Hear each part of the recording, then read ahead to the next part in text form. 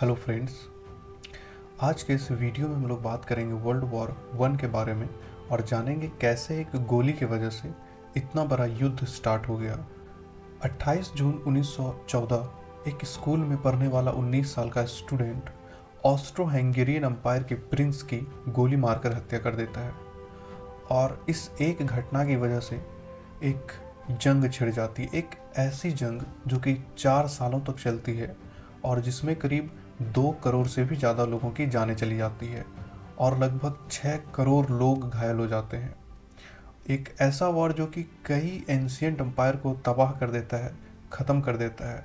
एक ऐसा वॉर जो कि कई कंट्रीज़ और कंटिनेंट्स पर लड़ी जाती है। ये उस वक्त का दुनिया के इतिहास में सबसे भयानक युद्ध था। इसी युद्ध को हम लोग आज के दिन वर्ल्ड वॉर वन के नाम से जानते हैं। इसे हम लोग द ग्रेट वॉर या द ग्लोबल वॉर के भी नाम से जानते हैं। 1914 में यूरोप का नक्शा कुछ ऐसा दिखता था और इसके बीच में एक बहुत बड़ा सा एम्पायर हुआ करता था, ऑस्ट्रो हंगेरियन एम्पायर, जो कि आज के हंगरी और ऑस्ट्रिया के देश से कहीं ज़्यादा बड़ा हुआ करता था।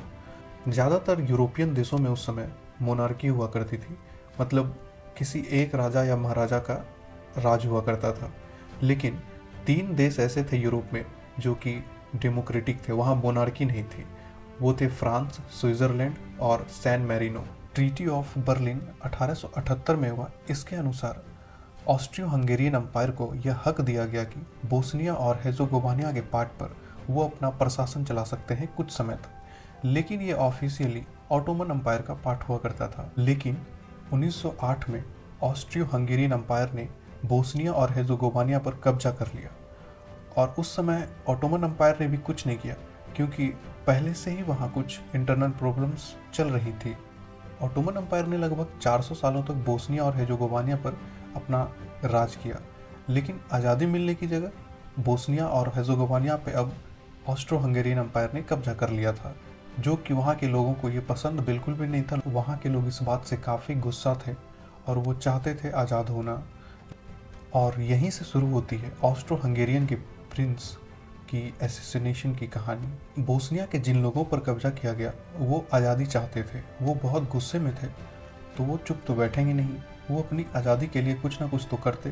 तो उन्होंने एक नई क्रांतिकारी आंदोलन की शुरुआत की, एक रेवोल्यूशनरी मूवमेंट की शुरुआत की, जिसका कि नाम पड़ा यंग बोस्निया।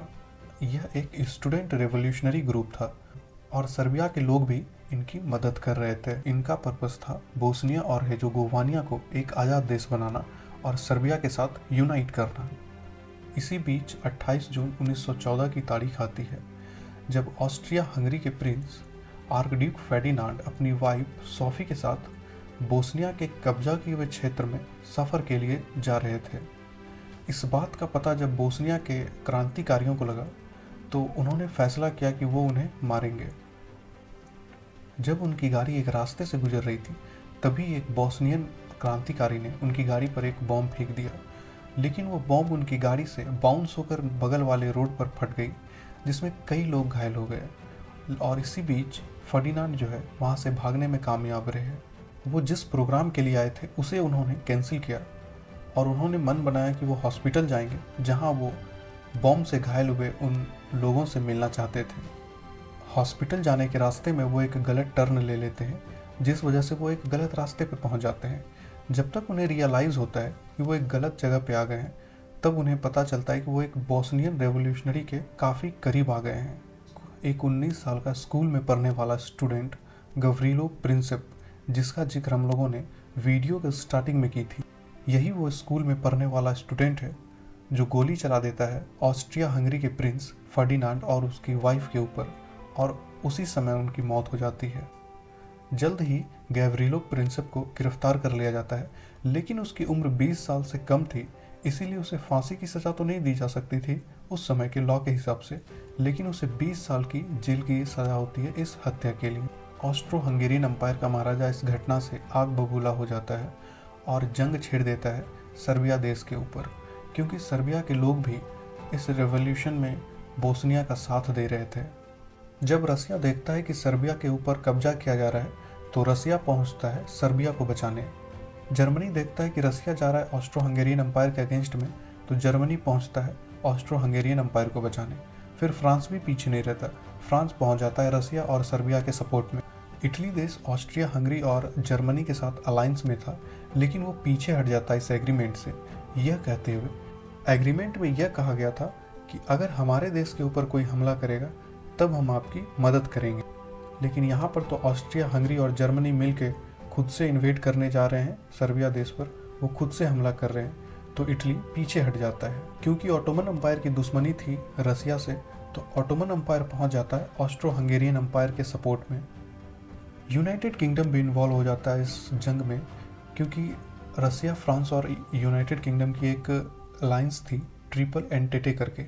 इस तरह से एक बहुत बड़ी जंग होती है। बाद में अमेरिका और जापान भी जुड़ जाते हैं इस जंग से, जो कि ब्रिटेन और फ्रांस का सपोर्ट करते हैं।